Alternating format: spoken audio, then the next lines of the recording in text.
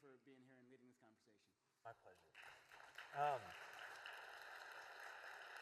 That was like one of the nicest introductions, and I'm embarrassed, so I owe you drinks or something. But I'll add, I had the privilege, as Sam mentioned, of being on the WEDC board as Missy and Sam and the team were starting. I think as John Brogan was coming on and others.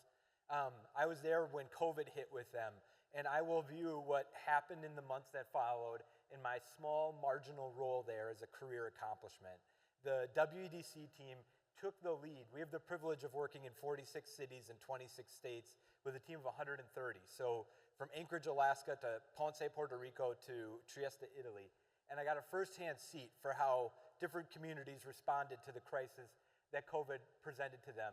And the WEDC, in my experience, was first in class in getting resources out the door to small businesses so that today Wisconsin's economy, like many of the communities we encounter, is not in the context of a recovery. It's in the context of our next chapter of growth. And I think that the work that they did for our main streets and our small businesses with the Bounce Back, the 2020 program, and others deserves a round of applause. So thank you to you all. As Sam mentioned, I've had the privilege of starting a company, Generator. We work in startups. According to PitchBook, which is the industry database, in the last 4 years, we're some of the most active investors in the country, but usually #1 in the Midwest, in fields ranging from med tech to biotech to carbon removal to AI. And so we support over 435 startups in over 85 startup accelerators across the country. And now in 3 other countries. And it's all based on this mission that we strive in every program we run to be the most passionate about our participants' success. Our belief is, as a community, if we're not the most passionate about our next generation, have we earned them in our place, or have we forfeited their careers and their futures, their families, to another community that was more competitive and compelled and more convicted in the future and the promise that our own offer us. So let us be the most passionate about investing in our next generation. I am a dork. I read a lot of history books. I read about the history and the geography, genius, and innovation is my favorite topic. I was reading a book about the history of Florence, how this little tiny community became a headquarters for growth in the Renaissance. And one of the things that came out at me time after time was how they were the most passionate about investing in their next generation. I was lamenting that we weren't. And then I thought, well, we run an accelerator, that's sort of silly. Why don't we just run an accelerator for artists and musicians? One of the first people I got a chance to talk to was John. He introduced me to Maureen and Darius, Meg, and others who've helped build our programs. But I've gotten to know the arts community through that. Our job as a startup accelerator is to help people pitch ideas that can be world-changing. Today, one of our startups is led by our former music director. This week, he will do 6 figures of payments to musicians through his platform.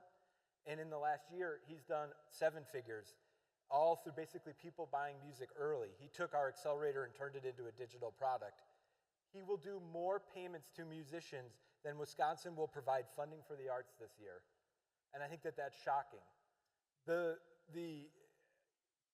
22-year-old from Mesmer High School, who's, Enrique, doing more for musicians in his hometown than his hometown does, should jar us. And I think as a community, there's so much more we can do to support our best and brightest.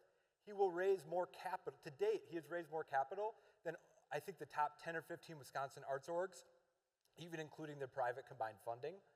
And in this next round, I think he'll double that, all in the span of 36 months' time. I say that not to shame anything or to criticize. I say it because the idea I'm about to pitch, I'm even more convinced of its potential for Wisconsin than I was when Meg started his business. In startups, there's a template formula for how startups pitch.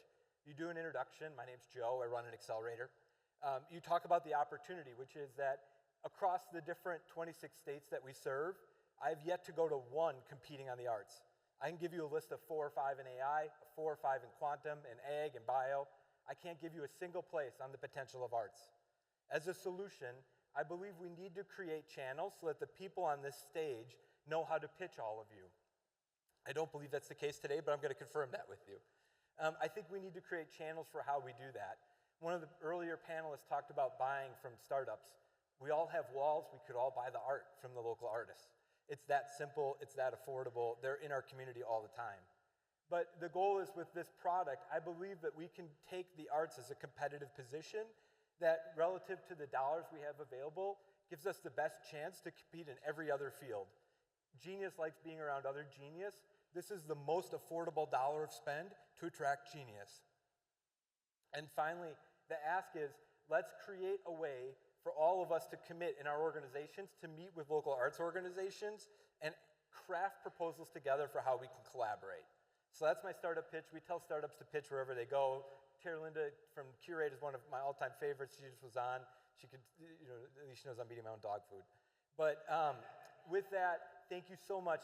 For anyone who heard that and was like, that was just too much to endure, John runs a beer fund. I will personally buy the beer for you from that fund and ship it to you, and thank you for hearing that quick intro.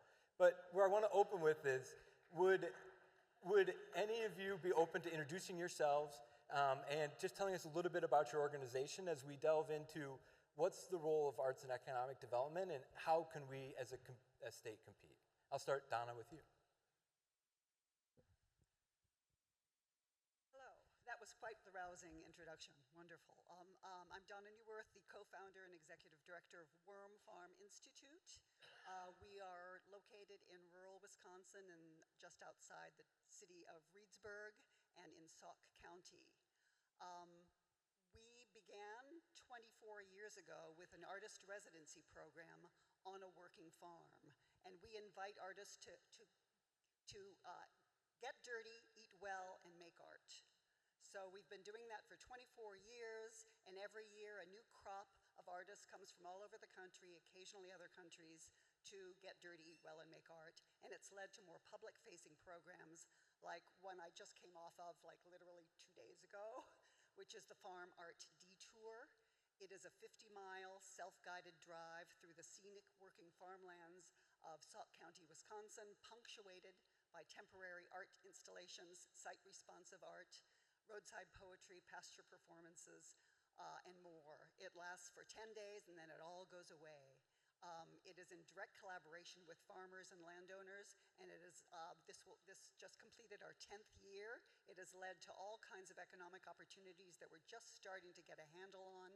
We think that this has been a 10-year demonstration project of something that could have radical impact in a state that still has plenty of green space, is defined by its agriculture, and we are exactly halfway between Chicago, the Twin Cities, and 110 miles from Milwaukee. Huge potential to build on our existing assets and not pave them over. So that's what I'm here to talk about today. Good. Thank you, Donna. Hello, everyone. My name is Xela Garcia, and I'm the Executive Director at Walker's Point Center for the Arts in Milwaukee, Wisconsin. That's a nonprofit organization that has been an anchor in the Walker's Point neighborhood for 37 years, and we provide quality art experiences to all people. And what that means is that we are really advocating for how communities, how neighborhoods can be strong. And I think that this is a very perfect pairing in regards to how this fits into the economic development conversation. You know, our organization serves about 5,000 youth a year, hundreds of schools that partner with us, sending their students to us. We also have families that, you know, see the work that we do as a way to continue to celebrate and elevate, you know, culture. We primarily serve the Latinx demographic in Milwaukee, but clearly have the underscoring that arts should be available to all. All of our programming is bilingual in Spanish and English because we know that, you know, barriers to accessing sometimes is as little as understanding, you know, what is happening and having that, you know, vocabulary to be able to communicate, you know, with the families. We also have the longest standing celebration of Dia de los Muertos in the city. So if anyone is in Milwaukee, November 2nd, please come to Walker's Point Center for the Arts. We're a beautiful cultural celebration. But I think the most important part about, you know, the work that we do is really is this intersection of, you know, what I said, community development in regards to leadership development that happens with youth. We work with a lot of underrepresented artists, and really the mentorship of capacity building that happens as to, We understand the importance of supporting people in articulating and responding to the world that we live in. That is critical, and I think that's important work that continues to be supported. But it's really about how do we, make those bridges to, other sectors. I also have the privilege to be able to serve on the Milwaukee Arts Board, looking at policies at, at the city level. Also serve on the Wisconsin Arts Board. As you can see, I'm proudly wearing my pin. We celebrated 50 years of being around, and I think that's a huge achievement, as a state where we are actually dedicating a mechanism that is looking at ways to reinvest into the multiple communities, throughout the states. And then lastly, because of all of the work that I do, I now am a representative on the national level at the National Assembly of State Art Agencies, where we get to represent Wisconsin in terms of what we're doing to lead with best practices from arts education, economic development, and community development. So I hope to bring a little bit of, nuances around, what it means to be in a small arts organization, all the way to conversations that are happening, at the state and national level as it relates to the economic engine that are the arts.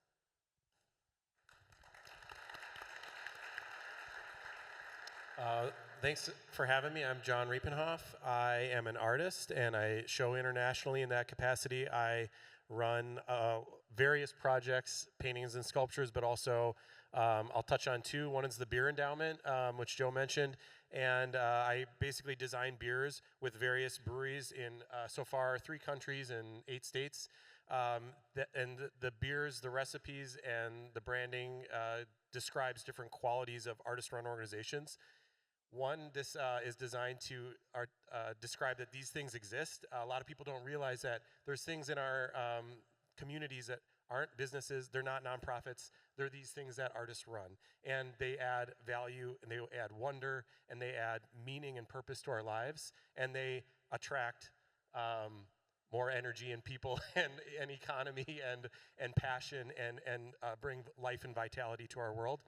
The other thing that the Beer Endowment does is it raises money for these organizations. So we basically brew the beer, and a little trickles off at the top of all the sales, and they go to fund these things. Why does this happen? Because the artists in my world throughout every continent on the planet, including my community here in Wisconsin, they are underfunded. And I do a lot in every role that I do. I've been an art advocate since I became a young adult, over 20 years in Milwaukee. And a lot of my actions as an artist are expressing certain qualities that I felt as an artist, which is that the value and the qualities of the artists in my community aren't being met with reinforcement, economic reinforcement. So the Beer Endowment supports artist-run organizations. I also, as an artist, I administer a grant. It's called the Open Fund, and we get funding from the Andy Warhol Foundation for the Arts and the Ruth Arts Fund, a new Wisconsin's newest arts foundation, which is now the largest in the country, based in Milwaukee. And we give out grants to public-facing artist organizations. So again, these are artists who aren't just tooling away in their studio, making paintings, for private consumption. They're artists who are making culture that's public-facing. So there are these nodes of supporting artists who think about supporting other artists, who also generate activity in our communities. They do all the positive things that I see as art as attracting more business, more commerce, more public broadcast of our culture, not only locally, but also globally. And also through my work as an artist, 21 years ago, I started a small business, the Green Gallery, which I operate today. We are located in Milwaukee, but we do projects, art fairs, and have clientele globally, working with museums and collectors all over the world. I'm, at the end of the month, going to Japan to bring some Wisconsin art on the road. And finally, my most public position is I'm the executive director of Sculpture Milwaukee. Sculpture Milwaukee is an 8-year-old nonprofit. We started in Milwaukee, and we focus primarily on an annual public sculpture exhibition that's on a 1-mile stretch of Wisconsin Avenue from the Milwaukee Art Museum at the lake to the Baird Center. We've shown over 100 artworks, and almost 20% of those we found homes locally in public spaces around southeastern Wisconsin. This year, we've got 40 pieces up. The new works this year, 80% were new commissions, and of those, a majority of them were fabricated in Wisconsin, Fox Valley, Racine County, and Milwaukee. So for me, I'm so happy to be here to start a conversation about how we know that art is a contributor to the economy. We know that art develops a cultural identity for Wisconsin, and that's something that is really healthy for how Wisconsins view ourselves, but also how we're perceived globally. And I know firsthand from 20 years of trotting around the world that we have a reputation, that people see Milwaukee and Wisconsin as a place where they don't understand how we have the number of artistic talent that's being exported from this place. They're trying to understand what's in the water here and what's in the culture. I know cost of living is great. I know the quality of life is great. But I see this next chapter is going to be about creating, articulating that value to the businesses of Wisconsin and creating more opportunities where businesses and artists can interface. And how can the state help enable that and accelerate it? So I'll do a little bit more on just kind of going through this theme of, I think one of the questions, if we were an investor pitch, I think one of the questions we get is, I think the arts is good, and it's feel good. It's nice to support artists, but is it really an economic impact? And I guess I'd be curious, you just finished 2 weeks of community. Do you see from your experience, I'd be curious for each of you, do you see, is this an economic discussion or is this an arts discussion or both? Me? Yeah. Well, first of all, the root word of both economy and ecology is oikos, which means household and management of resources, including natural resources. And the root word of culture means, in Latin, to till the soil. So the soil and the land and the air and the water and the creativity of artists are all connected. And it's only recently that we've had silos, the art silo, the economic development silo, the agriculture silo. And I think that the lesson, especially from listening to other speakers here today about curiosity and about the future and about transformation, is that we can't do it alone. We have to get out of our silos. And the detour that I just came off of brings people through 50 miles of scenic farmland, punctuated by artwork, but what they see most of is what farmers do every day, and most importantly, what they might do tomorrow. And so if artists are in collaboration with farmers, who are in collaboration with manufacturers and AI, and by the way, where I live, AI can also mean artificial insemination. So that too is changing. I'd love to see a panel with both of those guys on the same stage. It'd be fabulous. And so when you bring together unlikely suspects, although it's likely for us because our dual passions, we're learning how to grow food and bringing artists to the farm to be inspired the way that we were inspired. But ultimately, especially in this era of climate change, everything that's growing in Wisconsin farmland now could be grown differently and better.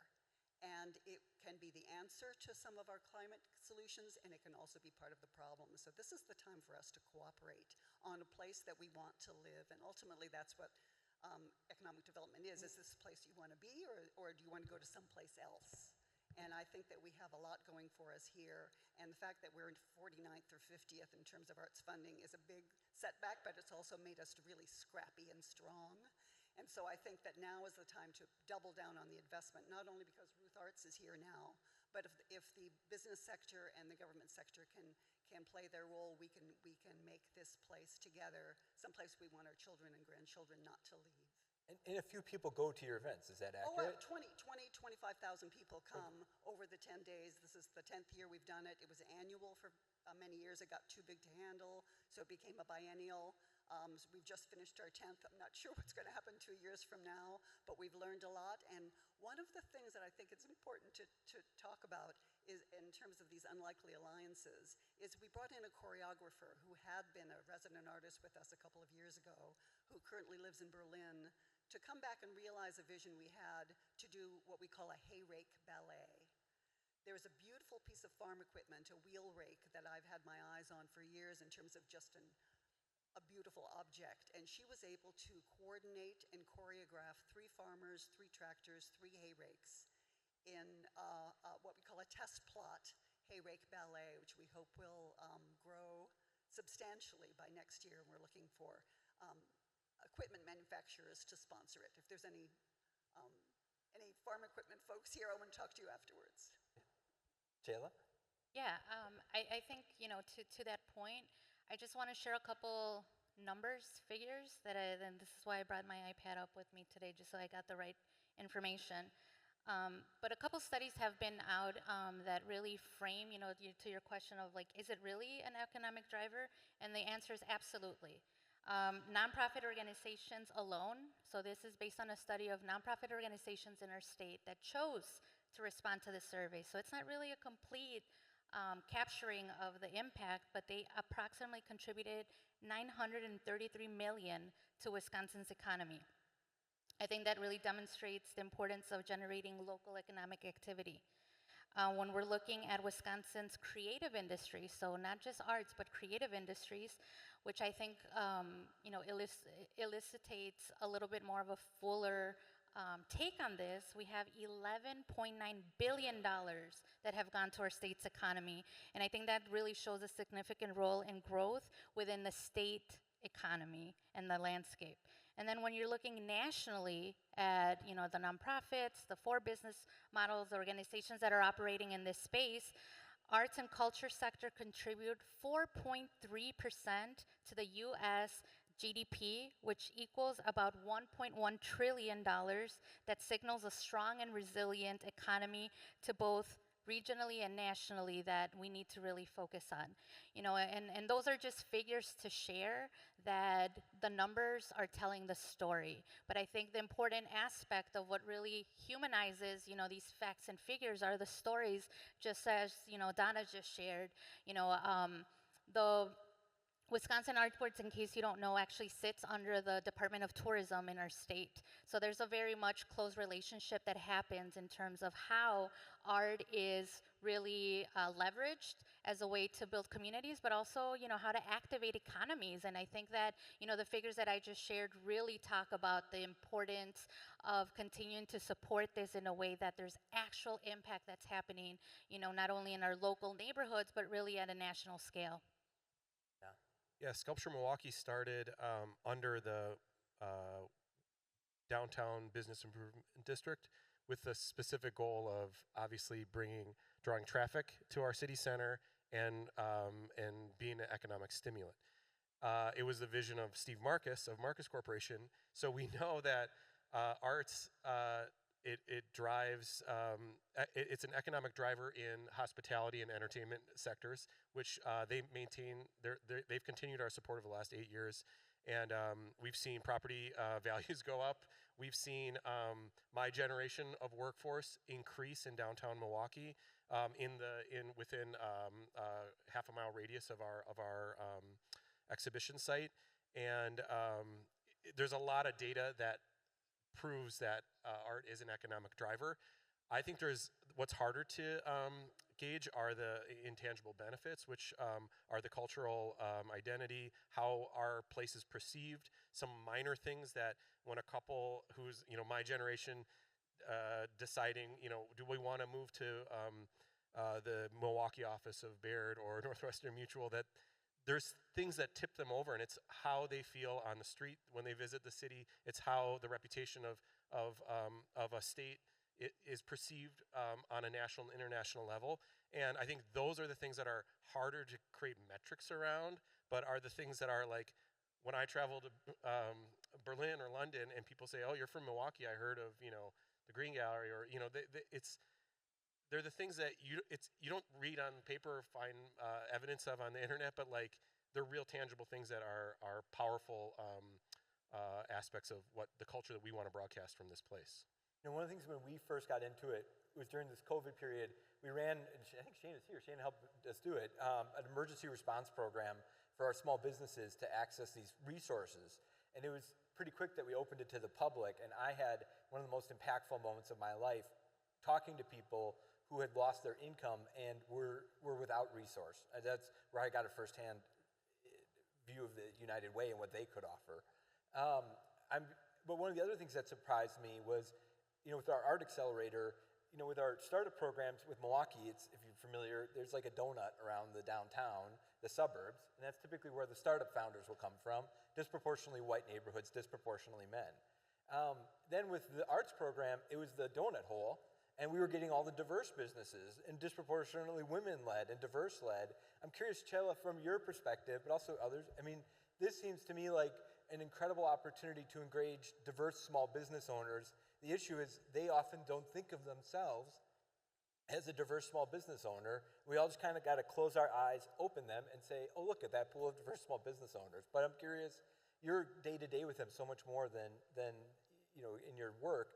How do you see it? Does that relate? Does that connect? Oh, absolutely. And I want to give, kudos to the organizers of this, summit that actually has including, the creative sector and the arts, because I think oftentimes it's just that, validation that excludes a lot of the folks from even considering themselves part of this bigger conversation in the landscape of economic development.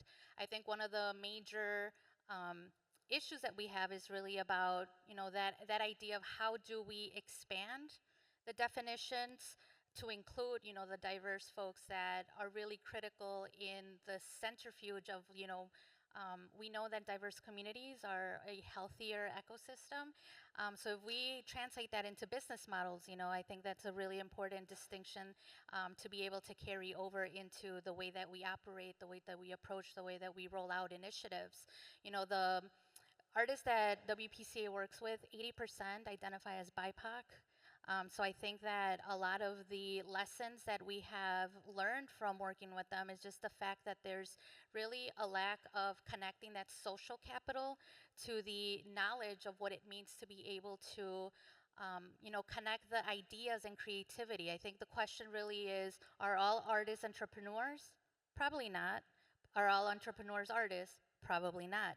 But I think the juicy part is that, if that Venn diagram of where that's overlap, where really we can take the artists that are really looking as a way to redefine, the making of beautiful things, but really, I think we were having a conversation about this, John, of really looking at it, those intangibles. When we talk about the role of the artist, it's not just we make pretty things, but we really have an active role in what it comes to cohesion of community, bridging of community. And I think that without us being able to understand how to make space for that, we're going to continue to have very homogenous groups that probably do not lead to the outcomes that we would want.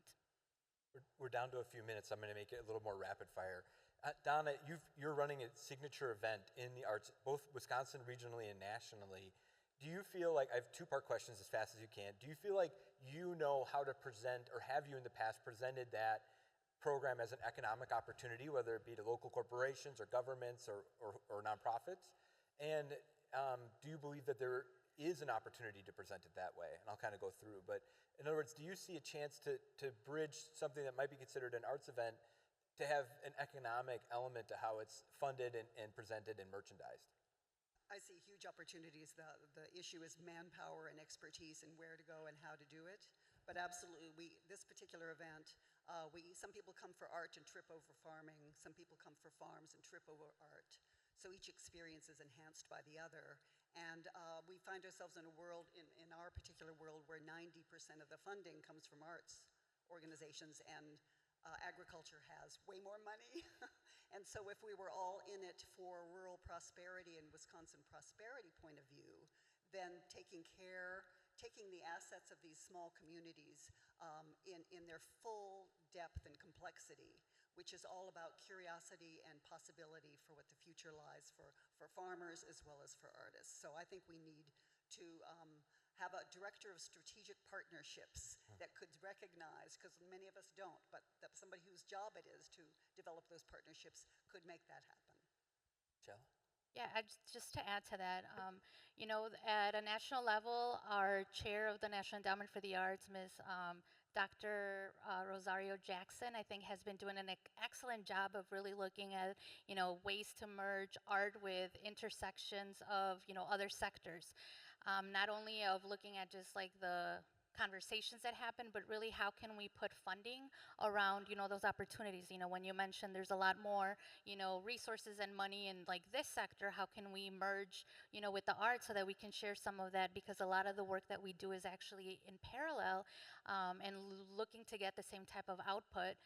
So, I would really encourage folks to keep your eye on what is happening. There's an awesome partnership that's rolling out at the national level between arts and, wellness and health, mental health. So a lot of money that is being, spread throughout our country in regards to that. And, that's just one of the many sectors that we're going to look forward to. And, Wisconsin obviously is going to be participating in, what that rollout will be. And it's going to be really, really important for us to keep, a great pulse on what it is that our communities are needing. And, it's going to be a wide range. So we have to be prepared to be able to have, a cultural product that runs the gambit.